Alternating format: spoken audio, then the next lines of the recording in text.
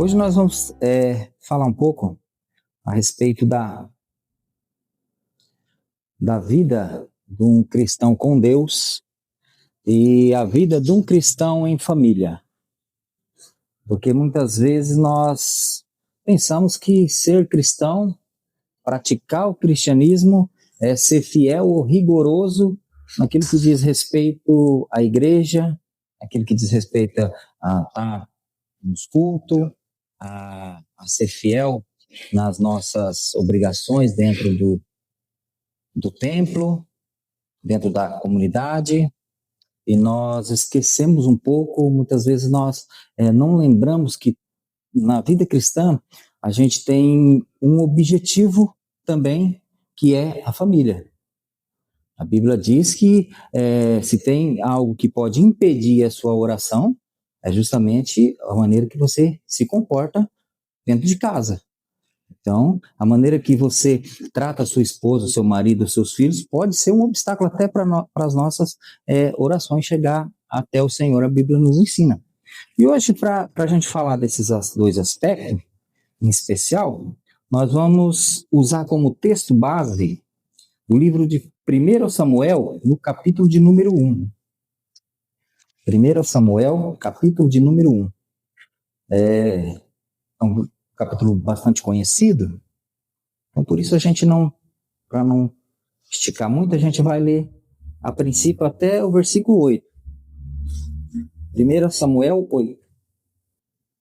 Amém? Diz assim o texto: houve um homem de Ramataim Zofim, da montanha de Efraim, cujo nome era Eucana, filho de Jeurão, filho de Eliú, filho de Tou, filho de Zufi, Efrateu. Este tinha duas mulheres, o nome de uma era Ana, o nome da outra Penina. Penina tinha filhos, porém Ana não tinha filhos. Subia, pois, este homem da cidade de ano em ano a adorar e sacrificar ao Senhor dos Exércitos em Siló. Estavam ali os sacerdotes em Siló. Estavam ali os sacerdotes do Senhor, Ofni e Finéias, os dois filhos de Eli. E sucedeu que no dia em que Eucana sacrificava, dava ele porções do sacrifício a Penina, sua mulher, e a todos os seus filhos e a todas as suas filhas. Porém a Ana dava uma parte excelente, porquanto ele amava Ana. Porém o Senhor lhe tinha cerrado a madre, e a sua competidora excessivamente a irritava para aborrecer, porquanto o Senhor lhe tinha cerrado a madre. E assim o fazia ele de ano em ano, quando ela subia à casa do Senhor. Assim, a outra a irritava, pelo que chorava e não comia. Então Eucana, seu marido, lhe disse: Ana, por que choras? E por que não come? E por que está mal o teu coração? Não te sou eu melhor do que 10 filhos? Amém? Vamos ler até aqui, irmãos, para nós trabalhar esses dois pontos aí que eu falei no começo. Bom, para começar, o chamado de Samuel, ele se diferencia um pouco dos demais profetas. Era muito comum, natural, Deus tomar a iniciativa e fazer o chamado a um profeta. O próprio Deus chegava, levantava um profeta, chamava para o ofício, para o ministério, aquele profeta, então ele se tornava, a partir de chamado, um profeta de Deus. Samuel teve uma pequena diferença, porque Samuel, embora escolhido por Deus, o começo da trajetória de Samuel é um começo onde ele foi ofertado. Ou seja, sua própria mãe, antes mesmo de tê-lo, ofertou ele a Deus para o ministério durante a sua vida. E Samuel, depois de grande, depois de adulto, se tornou um homem importante, mesmo desde criança. Mas Samuel, ele foi um personagem muito proeminente depois de Moisés. Samuel foi um homem que ele exerceu alguns ofícios que nenhum outro na Bíblia, com exceção do Senhor Jesus Cristo, exerceu. Samuel foi o último dos juízes de Israel, também foi um sacerdote e um grande profeta. O primeiro profeta que fundou ali em Israel a escola de profeta. A primeira escola de profeta foi fundada por esse homem, por Samuel. Esse homem também foi responsável por uma transição de períodos dentro de Israel, do povo de Israel, onde passaram daqueles períodos dos juízes para o período dos reis, visto que Samuel foi o profeta que chamou, que ungiu, que levantou a mando de Deus o primeiro rei de Israel. Então esse homem ele teve uma importância muito grande na história de Israel.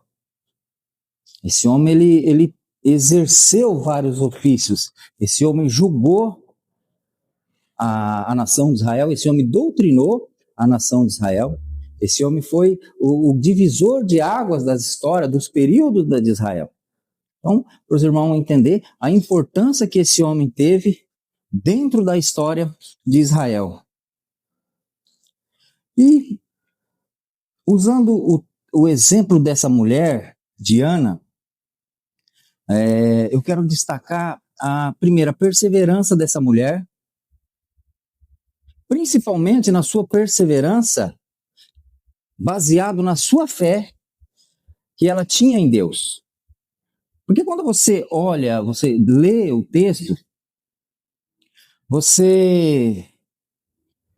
e se você olhar pela situação que se encontrava Israel, em meio ao que aquela mulher vivia, dificilmente você vai entender da onde vinha tanta força, tanta esperança, tanta perseverança por parte daquela mulher. Primeiro, porque a nação de Israel vivia um dos seus piores declínio espiritual. A nação de Israel estava em um período que se encontrava completamente, ou quase na sua totalidade, afastado de Deus. O sistema sacerdotal, o sistema eclesiástico daquela época, da época que Ana viveu, estava corrompido. Se você vê a história de Eli e dos seus filhos, é de se assustar. Eli, um homem que preferiu encobertar as ações dos seus filhos do que obedecer a Deus. Então, o sistema sacerdotal daquela época também estava corrompido. E Ana estava no meio disso. Como se não bastasse ainda na vida dessa mulher, ela estava passando pela maior turbulência da sua vida familiar. Então, todo o sistema, toda a situação não era favorável para Ana. E em meio de todas essas situações que essa mulher vivia em uma nação que rejeitava Deus, um sistema sacerdotal, religioso, corrompido. E em meio a uma turbulência familiar, é nesse contexto que essa mulher ela se apresenta a Deus com o coração puro. O sistema não corrompeu aquela mulher. As dificuldades não desanimou aquela mulher. Ou seja, em meio a tudo isso, aquela mulher ela continua com a sua fé inabalável no Senhor. E ela se apresenta com toda a sua esperança e toda a sua fé para buscar em Deus a solução para o seu problema. Mostrando assim uma perseverança e a fé que aquela mulher tinha em Deus, mesmo diante de todas essas circunstâncias. E o segundo ponto é como aquela mulher ela acreditou na sua família. Porque Ana, como se não bastasse todo esse sistema, né, todo esses problemas que ela tinha, ela ainda tinha que enfrentar os problemas que ela tinha dentro da casa dela. Dentro da casa dela. Porque Ana, ela tinha que, anos após anos, quando a gente fala de todos os anos que eles subiam para adorar o Senhor, a Bíblia não fala quanto tempo isso durou. Ou seja, quantos anos Ana teve que subir até a casa do Senhor, peregrinar da sua cidade até Siló, a cidade que se encontrava, o templo, ou aquele templo era o tabernáculo. Mas se acredita que foram muitos e muitos anos, e todo ano aquela mulher, ela, durante toda a sua trajetória, ela sofria com a humilhação da esposa do seu marido, da segunda esposa do seu marido, onde tirava das bênçãos de muitos filhos que ela tinha e usava isso como durante toda a sua caminhada e durante lá os 7 dias que ela ficava lá em Siló, que era o tempo que se comemorava aquela festa. Então Penina era uma pedra no sapato de Ana. Era alguém que constantemente ali em casa, durante toda a sua vida, ela tinha que suportar aturar essa mulher. Porque Ana não poderia ter filho, já Penina tinha filho. E o filho, a família, sempre é muito importante na vida de uma mulher, principalmente lá nos primeiros séculos. Uma mulher que não tinha filho, na cultura judaica, ela era tida como uma mulher amaldiçoada. E uma mulher que tinha muitos filhos era tida na cultura como uma mulher muito abençoada. E o problema de Ana, quando nós falamos de família, ia muito mais além disso. Porque, além de Penina, o seu próprio marido desencorajava ela. Seu próprio marido olhava para a situação, um homem que todos os anos subia até Siló para sacrificar. Era um homem que tinha que acreditar.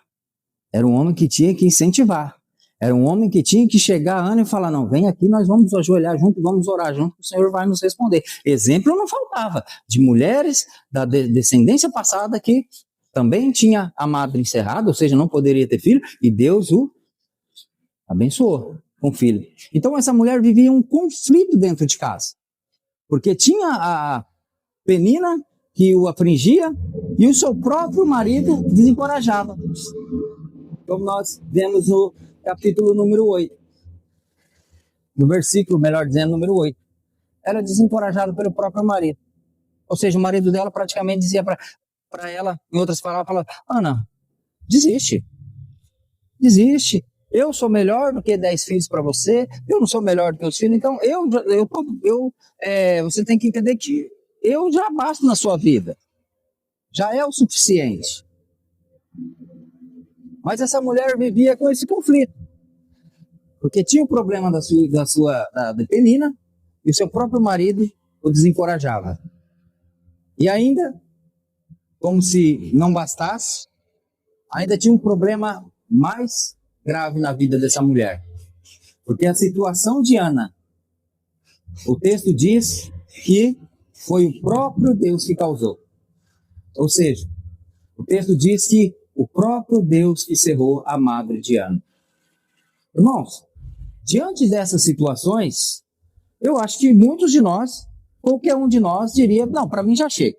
Aí já não dá. Porque além de todos os problemas que eu estou passando, além de todas as dificuldades, eu vou buscar um Deus que Ele mesmo fez isso comigo. Então a situação dessa mulher não era nada fácil. Essa mulher tinha um problema da segunda esposa do seu marido, tinha o desencorajamento do seu próprio marido, e ainda o texto diz que o Deus tinha encerrado a madre dela. E agora? Essa mulher tinha tudo para nesse momento falar, para mim chega, esse negócio aí para mim não dá mais, eu não quero mais. Mas foi isso que essa mulher fez? Não, muito ao contrário. Essa mulher continuou inabalável na sua fé, na sua esperança, e em nenhum momento ela deixou de acreditar nos seus sonhos. Em nenhum momento. Então, Ana, ela é um exemplo de perseverança. Como uma mulher acreditou em Deus e não desistiu em nenhum momento da sua família. E a família é muito importante, irmãos, na vida cristã. Então, na nossa vida cristã, nós temos que nos dedicar muito à família. Quando Paulo ele vai instruir a Timóteo para que ele levante ali diáconos, para que ele levante presbítero, para que ele monte a liderança da igreja, Paulo vai começar a falar para Timóteo dos requisitos que um líder ou que um diácono, aquele que trabalha, aquele serviçal que trabalha em prol do reino de Deus, que trabalha para Deus, ele tem que ter alguns requisitos. E Paulo começa a lista falando do quê? Que um líder ele tem que ser exemplo na sua casa. Ele tem que ser fiel. E a mulher tem que respeitar o seu marido. E os seus filhos têm que ser muito bem educados. Paulo começa a lista com a família. Paulo começa essa lista e fala, Timóteo, para você erguer a liderança, primeiro você faz uma análise de como essa pessoa é dentro da casa dele. Como essa pessoa é, se é um homem fiel, marido de uma só mulher. Se essa mulher, ela é uma mulher que respeita o seu marido. Quando o texto fala respeito de marido, o texto não está colocando nenhum acima de nenhum ou diminuindo um ou outro.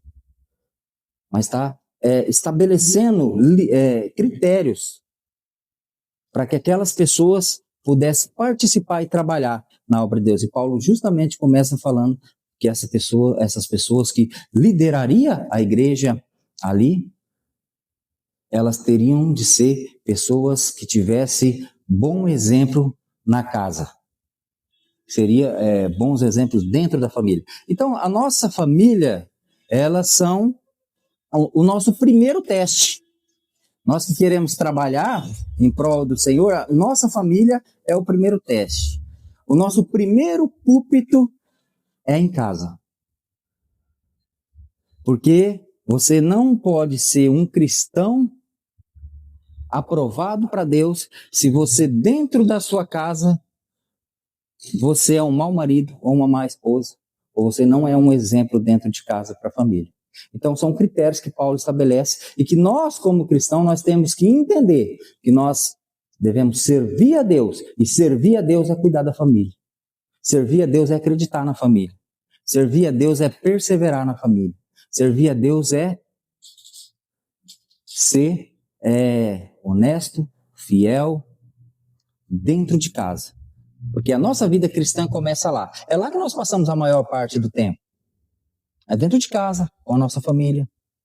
Então, de nada adianta, irmão, se nós bater no peito e dizer eu sou cristão, e a gente vir na igreja e fazer tudo certinho aqui, ser um exemplo dentro da igreja, mas quando a gente sair dessa porta para fora e chegar dentro de casa, fechar as portas, as nossas costas, e nós agirmos completamente diferente daquilo que nós falamos aqui dentro, ou pregamos ou ensinamos aqui dentro.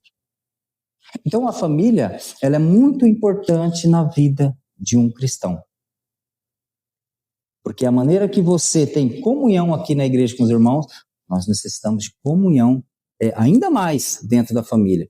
E por quê? Porque a família não é algo inventado pelo ser humano.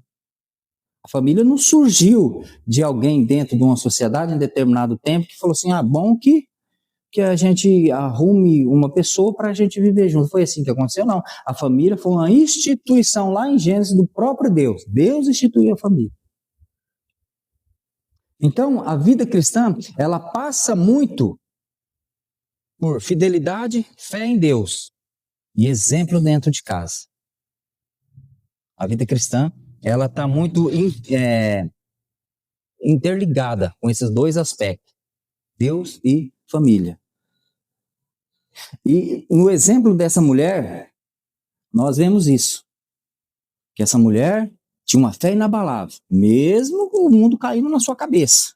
E mesmo a família dela com vários problemas que ela enfrentava no seu dia a dia, mas essa mulher não deixou de acreditar na família dela. Ela ainda pedia para Deus, chegou a Deus com o coração puro e falou, Senhor, eu quero um filho. Eu quero uma família. Eu quero. E ela pediu isso com tanto fervor, que naquele momento nem palavras ela tinha para descrever o quanto ela queria aquilo. Diz a Bíblia que ela nem palavras não conseguia sair da sua boca, por tanto fervor que ela pedia isso a Deus. E uma das festas em que ela subiu, e uma dessas vezes que ela subiu, havia toda Israel. Havia a festa da Páscoa, a festa das semanas, né? E lá no Novo Testamento também chamado de Pentecostes, e a festa das cabanas, que tendo o versículo 9 aí, provavelmente era essa festa aqui que o texto está falando, que era a festa das cabanas. Depois de uma dessas refeições, essa festa durava 7 dias, depois de uma dessas refeições, essa mulher, ela subiu ao templo, e ela faz esse pedido a Deus com o coração aberto, com toda a sua alma, com a sua vontade, ela expõe o seu problema a Deus. Essa mulher não olhou para a circunstância, não olhou para a corrupção, não olhou para a situação do sistema, porque muitas das vezes, irmãos, nós queremos inventar desculpa para parar de ir para a igreja ou para deixar de ter comunhão com Deus por causa de eu não vou na igreja porque eu não gosto daquela pessoa, eu não vou na igreja porque aquela igreja está tudo errado, eu não vou na igreja porque eu não gosto do tipo de ensino ali, eu não vou na igreja porque eu não gosto do tipo de pregação, eu não vou. E a gente fica inventando tanta coisa, sabe por que a gente faz isso? Porque a gente está corrompido com o sistema. Porque quando você tem Deus dentro de você, a sua fé dentro de você, o que está do lado não vai te abalar. Porque você vai estar, o seu foco vai estar em Deus. A sua busca é por Deus. Tudo que vem externo, fora disso, não vai te abalar. Porque você está firmado em Deus. E aí coisas externas, situações externas, pessoas externas, sistemas internos, nada te abala. Nada, nada, nada. Você vira uma rocha. Porque você está firmado naquele que habita dentro de você. Isso é o mais importante que o cristão entenda. Que eu preciso buscar o Deus que está dentro de mim. Aquele Deus que eu levantei a minha mão um dia e falei, Senhor, eu quero te seguir. Aquele Deus que um dia você abriu mão de tudo aquilo que era importante para você e falou, Senhor, se preciso, tira isso aqui de mim, eu não preciso disso aqui, eu preciso do Senhor, eu quero o Senhor, de hoje em diante eu pertenço ao Senhor. Então, o Espírito Santo entra dentro da pessoa, você é selado pelo Espírito Santo, como diz Paulo, a partir daquilo ali você é guiado por aquilo que está dentro de você, e não do que está fora de você, não em situações externas. Esse é um grande exemplo que nós trazemos para a nossa vida, baseado na vida de Ana.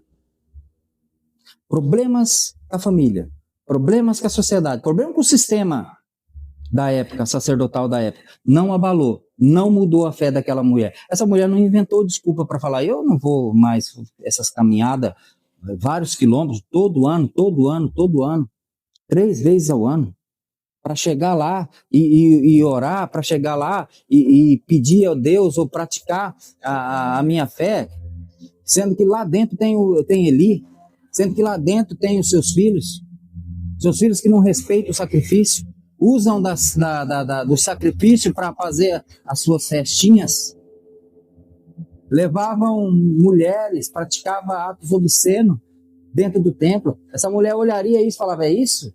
Não, eu não vou não. Mas o pensamento dela não foi esse. Pelo contrário, a fé continuou inabalável. Então, o exemplo que nós tiramos da vida dessa mulher, baseado nesse texto, primeiro, essa mulher não desistiu do Senhor, quando toda uma nação já tinha desistido. Essa mulher não desistiu de Deus, quando a fé de muitos já tinha esfriado. Essa mulher não desistiu de Deus, mesmo quando os próprios sacerdotes tinham desistido de Deus. Essa mulher não. Essa mulher continuou firme, buscando a Deus.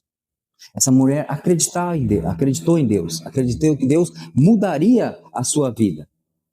E essa mulher perseverou ainda mais, movida pela sua fé, movida pela firmeza que ela tinha dentro dela.